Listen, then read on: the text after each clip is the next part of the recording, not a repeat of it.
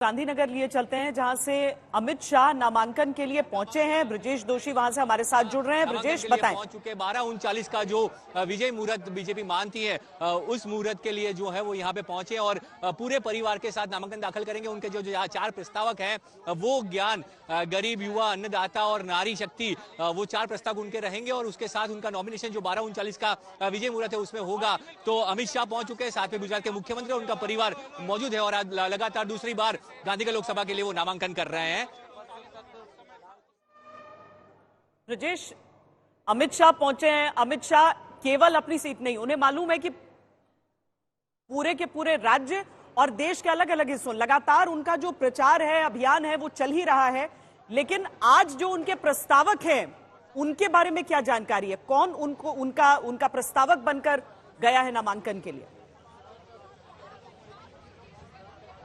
देखिए, प्रस्ताव में दो चीजें ध्यान रखी गई है। जिस तरह प्रधानमंत्री ने कहा था कि उनकी एक नई जाति है ज्ञान को लेकर वो आगे बढ़ रहे हैं, तो प्रस्ताव भी वही है। एक गरीब जो है वो है, एक युवा है, एक किसान अन्नदाता है और एक नारी शक्ति। तो चार इनके ये प्रस्तावक हैं। साथ ही उनका कॉम्बिनेशन भी, कास्ट कॉम्बिनेशन भी ध्यान में रखा गया है। जो पाटीदार समुदाय से आता हुआ एक युवा है, साथ ही जो कोली समुदाय जो है उनसे भी एक महिला है।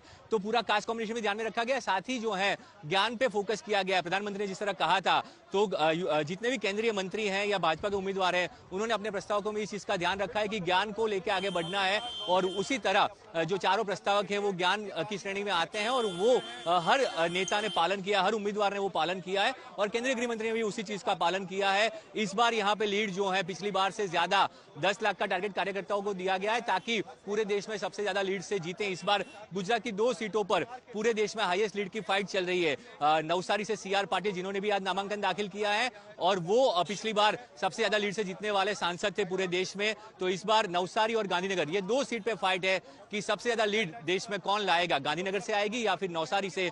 तो ये लड़ाई जो है गुजरात में इस बार देखने को मिल रही है। विपक्ष की कहीं पर बात नहीं है, विपक्ष अपनी पूरी कोशिश कर रहा है, पर प्रधानमंत्री और गृह राज्य मंत्री का गृह स्टेट होने के नाते यहाँ पे माना जा रहा है कि बीजेपी सभी 26 सीटों पे आगे और फिर से एक बार, तीसरी बार हैट्रिक करने जा रही है 26 सीटों की, ऐसा बीजेपी मान के भी चल रही है। और खुद कल केंद्रीय गृह मंत्री ने जब बात की सभी पत्रकारों से, तब भी यही कहा था कि हम यहाँ पे हैट्रिक लगा रहे हैं और पिछली लीड से ज्यादा 2019 में जो लीड आई थी उससे ज्यादा लीड के साथ हम सभी सीटें जीत रहे हैं। क्या गृह मंत्री बाहर निकलेंगे नामांकन के बाद, तो वो मीडिया को संबोधित भी करने वाले हैं? क्या बातचीत करेंगे?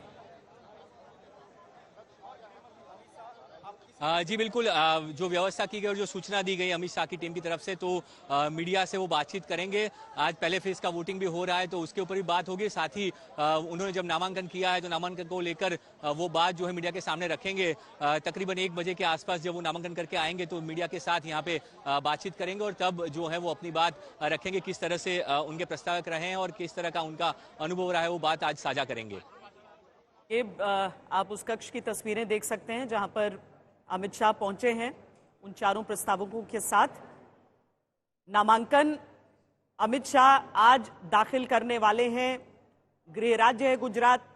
हालांकि विधानसभा चुनावों में बड़ी जीत हासिल की, उससे पिछले विधानसभा चुनावों में थोड़ा सा एक डर सा बन गया था जब 100 सीटों के भीतर सीमित होती बीजेपी दिखी थी। लेकिन उसके बाद से एक बेहद आक्रामक तरीके से आगे भी बढ़े हैं और अब जैसा कि ब्रजेश भी बता रहे हैं, जीत नहीं केवल, बल्कि जीत के फासले की ओर केंद्रित होता हुआ दिख रहे हैं। अमित शाह गृह मंत्री के तौर पर जो कार्यकाल उनका रहा, वो शुरुआत ही 370 के मुद्दे से हुई, जो कश्मीर में धारा 370 को हटाया गया।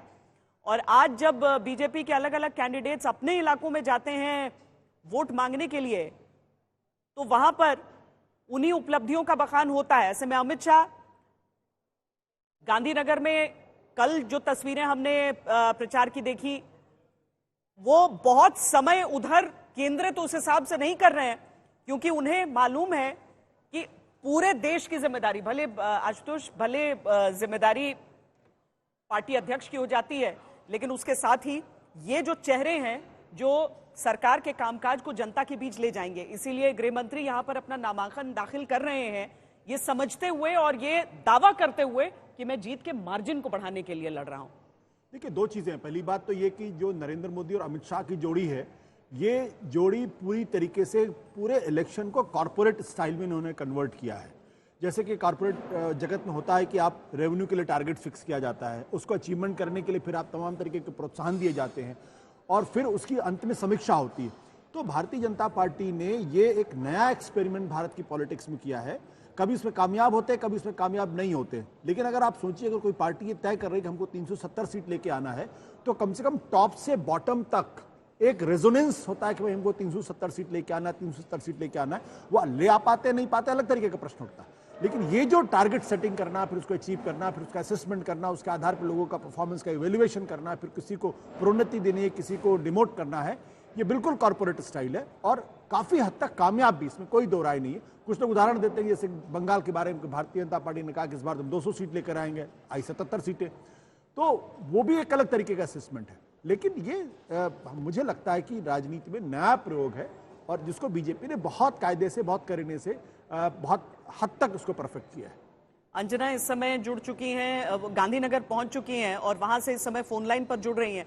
अंजना, एक एक चीज ध्यान से रखते हुए, भले ही आप वैसा लाव लश्कर उनके साथ एक रोड शो के हिसाब से जाकर नामांकन नहीं दाखिल कर रहे हैं, जाहिर है वो ये भी बताना चाहते हैं कि जीत तो है यहाँ पर, लेकिन फोकस समूचा देश है, उसके साथ प्रस्तावकों को जो ले गए हैं वो भी बहुत सोच समझ कर ले गए हैं अपने साथ। अंजना।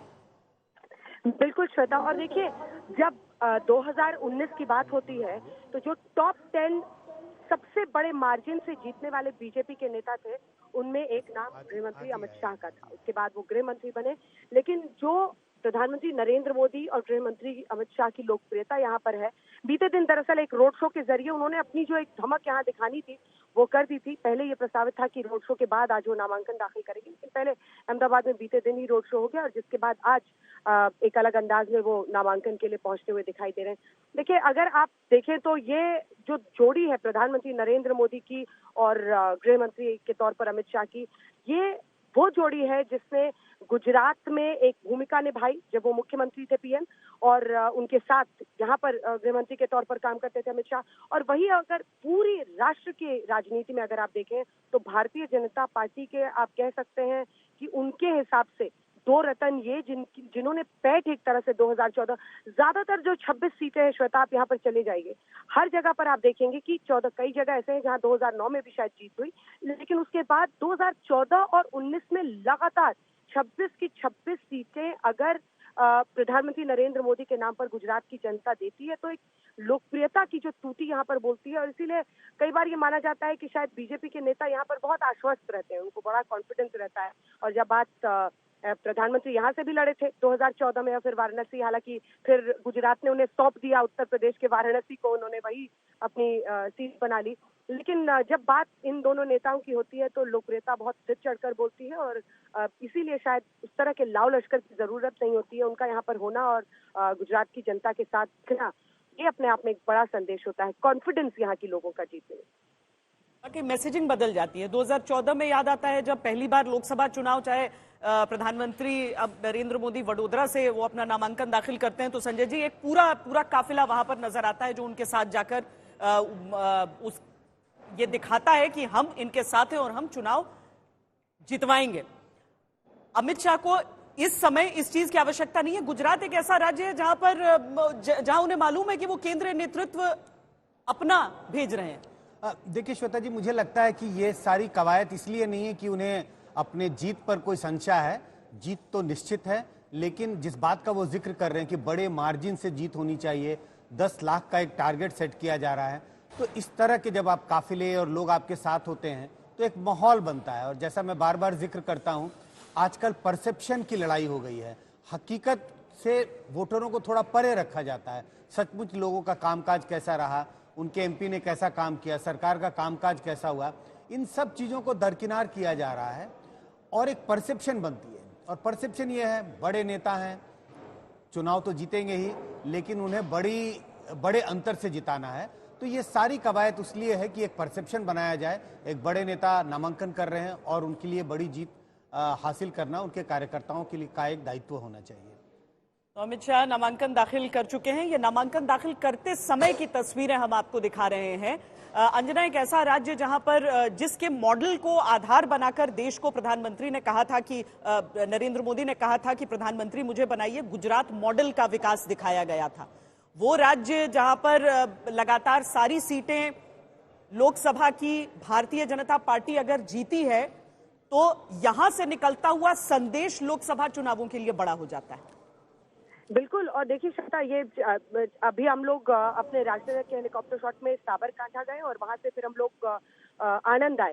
साबरकांठा आप देखिए, आनंद देखिए, एक वक्त पर ये सब कांग्रेस का गढ़ हुआ करता था।